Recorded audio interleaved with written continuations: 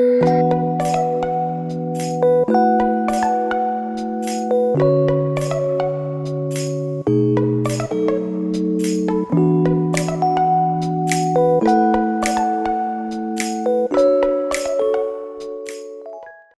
coup resistance notes October 5, 2022.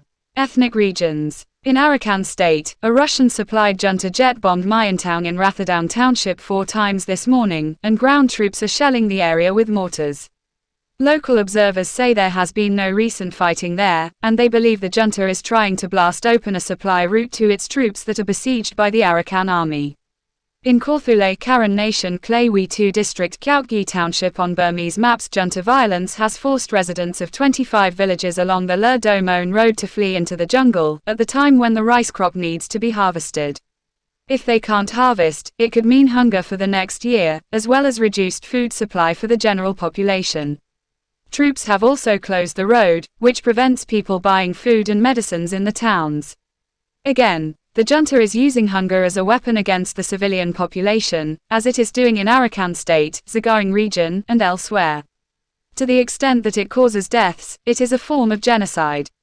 In Kawthoolei Htoo District, Tanantharyi Region on Burmese maps, a PDF in Longlone Township ambushed and killed 3 pro-junta Kyaukgyi Htoo terrorists yesterday, including a leader. A gun, communications equipment, and cash were confiscated by the PDF. In Tanantharyi Township, another Kyaukgyi Htoo member was arrested alive by the local PDF authorities yesterday. He was relieved of his M16 rifle and a quantity of ammunition he was carrying. Fighting occurs daily in Kawthoolei Htoo District, Myintaung, Kyaukgyi, and Kyaukgyi townships on Burmese maps. Yesterday, gun battles erupted twice in Thalei Kone village in Kyaukgyi Township. Today, junta troops tried to invade an area called Luko near Palu on the Myintaung road, leading to a 90-minute battle against the defending Karen Cobra Battalion. Karen drone strikes killed 2 invaders and wounded 8, including an officer.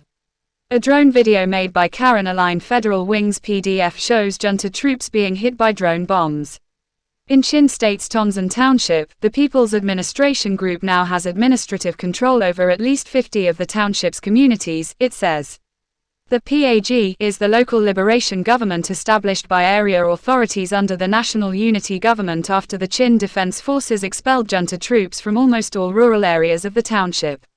The junta now exists only in the main town. This is increasingly typical of townships in liberated parts of the country.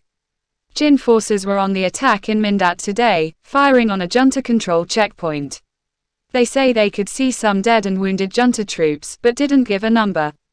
The junta's starvation strategy is being imposed on Matupi town in Chin State, where the ban on transporting goods since September 20 is leading to food shortages. The town is almost the only place in the township that the junta controls. In northern Shan State, fighting is ongoing between the Kachin Army and junta troops in Namatu Township since a junta attack in September. Local residents are still unable to return to their homes. Junta Scorched Earth Village Terrorism Campaign. Troops dug trenches across rural roads to cut off access to villages in Monawa Township of Sagaing Region, again to prevent people buying food and supplies and to cause privation and hunger. People's Defense Forces PDFs. In Sagaing Region, a PDF coalition fired locally made mortars at a junta convoy in Wetlet Township yesterday and killed 6 troops. The PDFs were able to withdraw without casualties. PDFs in Butalan Township continued to fire on 14 junta supply boats steaming up the Chindwan River today, hitting and damaging one of them.